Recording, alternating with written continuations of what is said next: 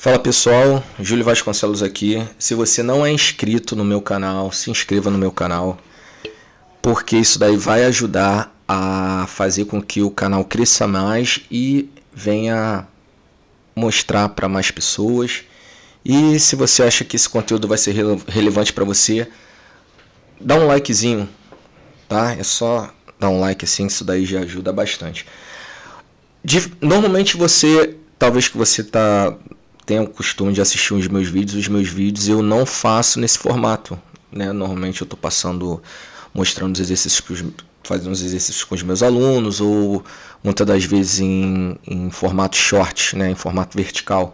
Eu acabo colocando dicas de exercícios e tal.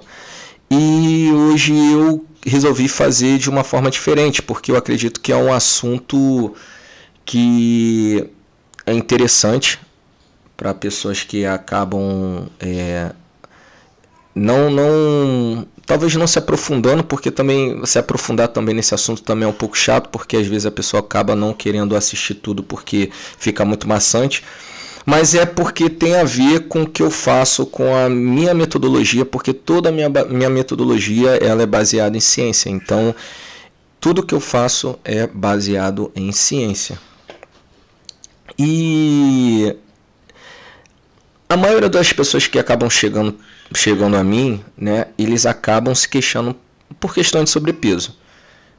Acredito que a maioria dos profissionais de saúde é nessa questão, né? Só que hoje, nesse vídeo aqui, eu quero falar especificamente de uma questão que tem tudo a ver com a forma que eu faço pensando exatamente nisso. Algumas pessoas têm vamos dizer assim, uma condição, eu vou falar de uma forma bem prática, objetiva aqui, para não ficar difícil o entendimento. É uma condição física chamada de síndrome metabólica. O que é uma síndrome metabólica? A síndrome metabólica é uma junção de vários problemas deletérios que você pode ter na sua saúde. Por exemplo, uma pessoa que tem esteatose hepática, por exemplo, né, que é a famosa gordura no fígado. Uma pessoa que tem pressão alta, a pessoa já é acima do peso, tem um colesterol alto, é insulino dependente, faz uso de insulina, enfim, porque acaba entrando num quadro de diabetes.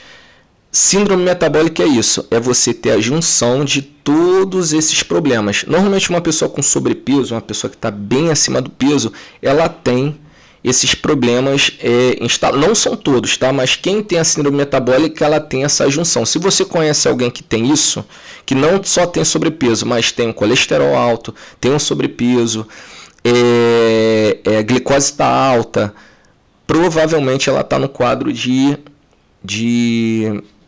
síndrome metabólica. E aqui, até mesmo para contextualizar, para ficar mais fácil, existem algumas outras questões que a gente também tem que levar em consideração em relação à síndrome metabólica, né?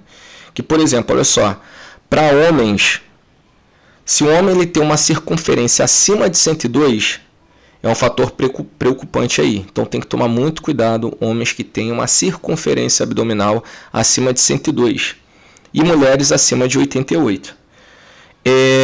Triglicerídeos elevados de aproximadamente 150 mg por decilitro também tem que tomar muito cuidado nessa questão, tá? O HDL, que é o colesterol bom para homens quando está abaixo de 40 e mulheres abaixo de 50 mg por decilitro também é um fator extremamente preocupante.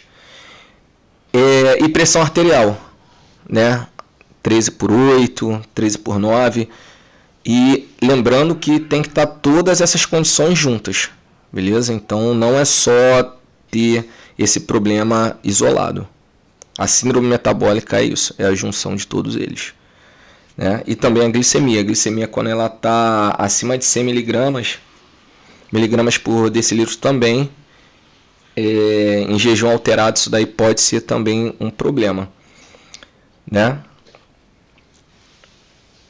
Outra questão aqui, fatores de risco que ele tem ali: resistência à insulina, sedentarismo, dieta rica em açúcar, obesidade, né, como eu falei, envelhecimento, genética.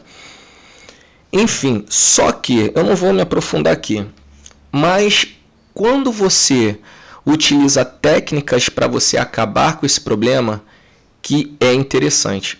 Por exemplo, as técnicas que eu utilizo são técnicas, que é a minha técnica chamada Vasconcelos Methodology, são técnicas para a gente diminuir essa questão de pessoas que têm esse quadro de síndrome metabólica.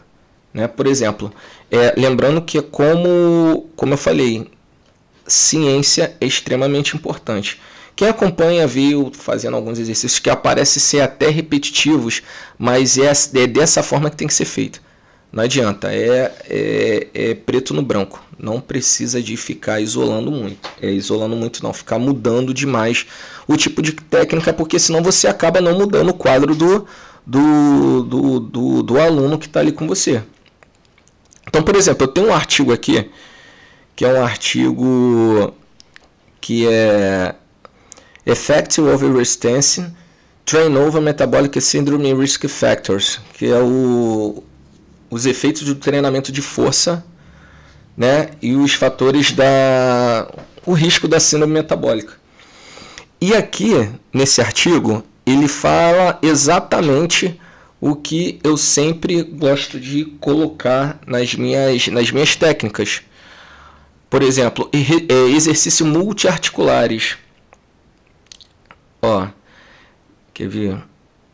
Ó, o posicionamento aqui da ECSM de 2002, que é a American College of Sport Medicine, que é a Escola de Medicina Desportiva dos Estados Unidos, preconiza que o treinamento de força para adultos jovens a partir de uma progressão gradual. A qualidade do programa de treinamento de força deve ser otimizada, sequenciando a execução de exercícios multiarticulares. Pega essa parte. Antes de exercícios monoarticulares. De alta intensidade, antes daquele com menor intensidade. Para indivíduos iniciantes de carga de treinamento, deve corresponder de aproximadamente 8 a 12 repetições máximas.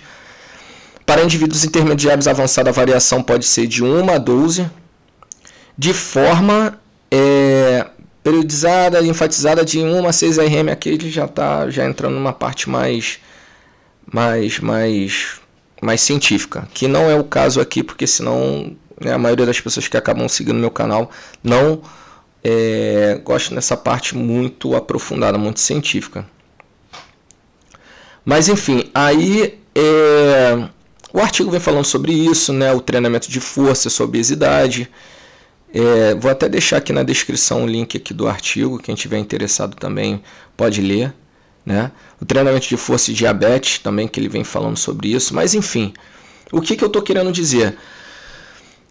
Sempre quando você for pensar em emagrecimento, você precisa de pensar o seguinte: você precisa de juntar um treino de força específico, técnicas específicas e também uma dieta também específica, porque senão não adianta. Você pode fazer o treino que for, mas você não vai conseguir mudar esse quadro porque você não está fazendo da forma correta. Então, você fazer o treinamento de força sempre priorizando um exercícios multiarticulares. Eu já fiz até um vídeo falando sobre isso, que o exercício multiarticulares você acaba pegando mais grupamentos musculares, consequentemente o seu gasto calórico é muito maior. Vai ter um fator ali decisivo ali em relação ao EPOC, que é o consumo de oxigênio pós-exercício. Aquilo dali vai fazer com que a gente aumente nossa TMB, que é a nossa taxa metabólica basal, que o nossa homeostase lá já vai mudando ali aquele quadro, mas também não adianta também ficar entrando nesse assunto porque acaba sendo muito, muito chato. Mas enfim, o que eu quero resumir é o seguinte: tudo que você for fazer precisa de ciência, tudo atrelado à ciência, né?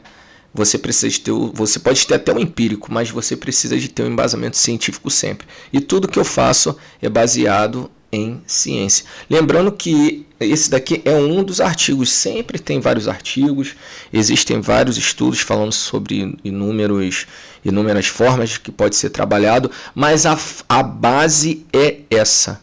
Pessoa que está com sobrepeso, exercícios multiarticulares e depois priorizando mais para frente exercícios monoarticulares, que a princípio é o que eu não faço.